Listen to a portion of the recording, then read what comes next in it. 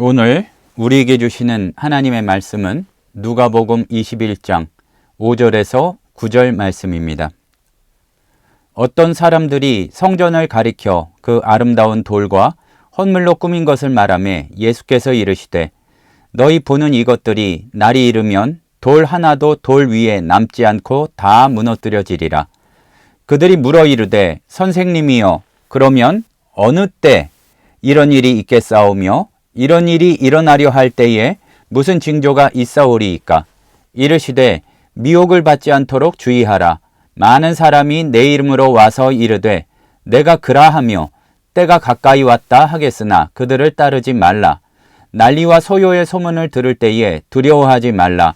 이 일이 먼저 있어야 하되 끝은 곧 되지 아니하리라.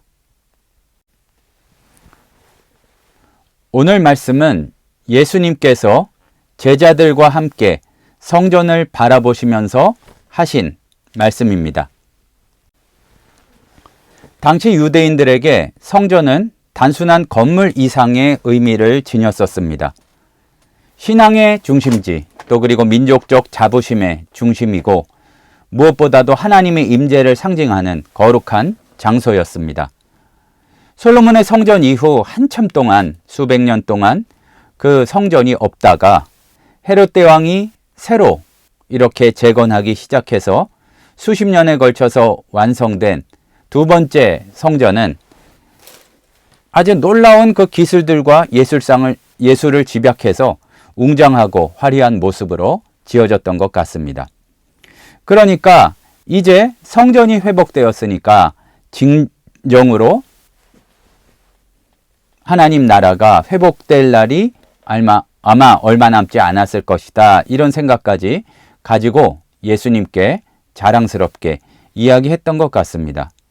그런데 이제 완공된 지 얼마 안 된 성전인데 그것을 보면서 이 감탄하는 모습은 굉장히 허름한 그 집들이 있던 곳에 엄청난 빌딩이 세워지고 또 그것을 바라보며 감탄하는 오늘날의 우리들의 모습과도 꽤 비슷한 것 같습니다. 무엇보다도 그런데 놀라운 것은 예수님께서 이 성전이 무너질 날이 얼마 남지 않았다는 화려함 속에 가려진 그리고 기다리고 있는 멸망을 말씀하고 계시다는 것입니다. 그리고 그냥 무너지는 정도가 아니라 돌 하나도 돌 위에 남지 않고 다 무너뜨려지리라는 그러한 충격적인 예언의 말씀을 하십니다. 생각해보면 이는 단순히 건물이 파괴되고 전쟁이 곧 일어날 거야 라는 이야기만 하시는 것이 아니라 인간의 모든 영광과 성취가 가진 그러한 허상, 한계 이런 것을 말씀하고 계시는 것 같습니다. 영영이 서는 것은 오직 하나님 말씀뿐이고 풀도 마르고 꽃은 시드는 그 예언을 이사야 선지자가 했던 것처럼 주님께서는 오늘 이런 예언을 통해서 그렇기 때문에 하나님 나라가 진정으로 무엇인지를 깨달아야 하고 진정으로 영원한 것이 무엇인지를 잊지 않도록 제자들에게 촉구하는 그러한 말씀인 것입니다. 그 말씀이 지금의 우리들에게도 다시 한번 생각해보고 또 그리고 너무나 휩쓸려 가고 있는 지금의 상황 가운데에서 깨어나도록 촉구하고 계십니다. 오늘날 우리는 아주 거센 그리고 멈출 수 없을 것 같은 세파 속에서 세상의 물결 속에서 살아가고 있습니다. 어느 때보다도 치열하고 또 더 나은 삶, 더 높은 지위를 위해서 끊임없이 노력합니다. 사실은 과거보다 훨씬 여러 가지 여유가 있는 데에도 더 좋은 학교, 안정된 직장, 또 그리고 여러 가지 인생의 만족을 위해서 물질적인 삶을 아주 강하게 추구하고 있습니다. 예수님 당시 제자들이 이 웅장한 성전을 바라보며 느꼈던 그런 자부심과 기대와 같이 우리도 역시 우리가 잃은 성취, 소유, 그리고 화려한 것들의 자부심을 느끼고 또한 미래에 대해서 안전할 것이다 또는 더 잘 될 것이다 하는 기대를 품고 있습니다. 하지만 예수님의 말씀을 통해서 두려워할 필요는 없지만 우리가 다시 한번 중요한 것을 생각해 보아야 하는 것은 우리가 보이지 않는 것까지 소망하는 것이 아니라 눈에 보이는 것, 손에 쥔 것들, 눈앞에 있는 것들에만 집중할 때 정말로 가장 중요하고 영원한 것들을 놓칠 수 있음을 경고하고 계시는 것입니다. 우리가 분명히 알아야 되는 어떤 법칙화 같은 것이 있습니다. 하나님은 중심을 취하십니다. 그런데 사람은 외모를 취한다는 것이 그것도 거의 법칙인 것 같습니다. 오늘 우리는 어느 때보다도 겉모습, 외적인 것을 중요하게 여기는 경향이 있습니다. 또한 그것을 남에게 보이고 또 자랑하고 어떤 이미지나 또 소위 스펙으로 대변되는 자기 자신에 대한 어떤 정보들, 또 높은 연봉, 안전받는 직위들을 의지하면서 그것 때문에 교만해지는 경우도 있고 그러한 조건들이 삶의 전부인 것처럼 그렇게 생각하기도 합니다. 이러한 것들 때문에 이러한 기준을 채우기 위해서 때로는 건강과 인간다운 모습까지 희생하면서 굉장히 노력을 하죠. 그러나 두 가지 사실을 다 기억을 해야 되는데 사람은 외모로 취합니다. 그러니까 주의해야 됩니다. 나도 그렇게 푹 빠져버리지 않도록 주의해야 되고 하나님이 보시는 것은 중심임도 기억해야지 될 것입니다. 당시 예수님의 제자들도 마찬가지였는데 겉보기에 웅장하고 아름다운 성전을 바라보면서 감탄하고 또 아마 생긴 지도 얼마 안 됐으니까 그것이 영원히 지속될 것이라 그렇게 믿었을 것입니다. 왜냐하면 성전은 단순한 건물이 아니라 하나님의 축복과 약속의 상징과도 같은 것이었겠죠. 하지만 그들이 놓쳤던 것은 진정한 성전이 어디인지 또 그리고 성전이 무엇을 보여주는지 깊은 영적인 의미를 놓치고 있었다는 것입니다. 하나님께서 인도하여 주셨기에 하나님께서 허락하셨기에 여러 가지 세상의 성공과 풍요로움을 느끼고 우리가 안정적인 삶을 가질 때도 많이 있지만 그러나 그러한 것에 현혹되어 더를 외치며 욕심을 부리고 본질을 놓치는 경우도 많이 있습니다. 여러 가지 조건들이나 여러 가지 사람들의 인정이 매우 중요한 것이지만 그러한 것들이 우리의 가치를 결정하는 유일한 것은 아님을 알아야 할 것입니다. 우리가 하나님의 뜻 안에서 어떠한 사람들이 되어가고 있는지, 어떤 가치를 추구하는지, 하나님 나라에 어떻게 참여하고 있는지가 중요하다는 말씀입니다. 우리가 기억해야 될 것은 사람이 만든 것, 특별히 우리 눈에 좋아 보이는 것, 사람이 만든 것 중에 우리 눈에 좋아 보이는 것은 참 너무나도 쉽게 사라진다는 사실입니다.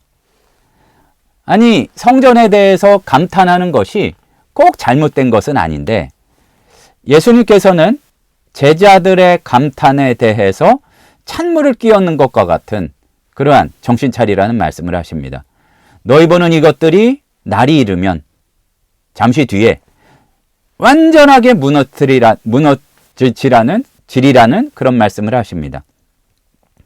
우리가 의지하고 자랑스러워하는 것, 사람들이 많은 어떤 문명, 제도, 그리고 사실은 우리가 이룬 업적도 또 그리고 어쩌면 우리의 그렇게 유명해지고 싶거나 아니면 인정받고 싶은 이름까지도 영원하지 않다는 것을 무너질 성전을 통해서 알려주시는 것입니다.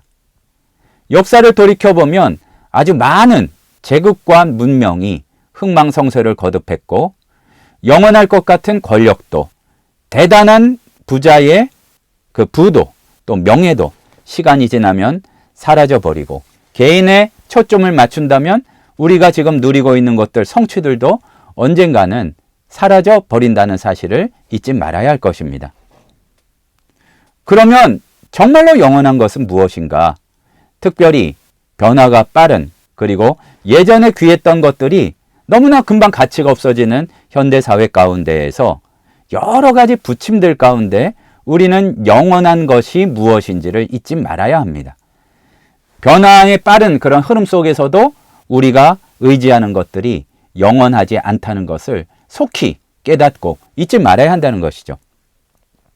푸른 마르고 꽃은 시드나 주의 말씀은 영원히 서는데 우리는 말씀을 때로는 우습게 보고 그것이 변함없이 선포하고 있는 진리를 외면하고 눈에 보이는 것들만 추구하다가 우리의 인생도 요즘 같으면 80년, 90년도 너무나 빠르게 화살처럼 날아가 버린다는 얘기입니다.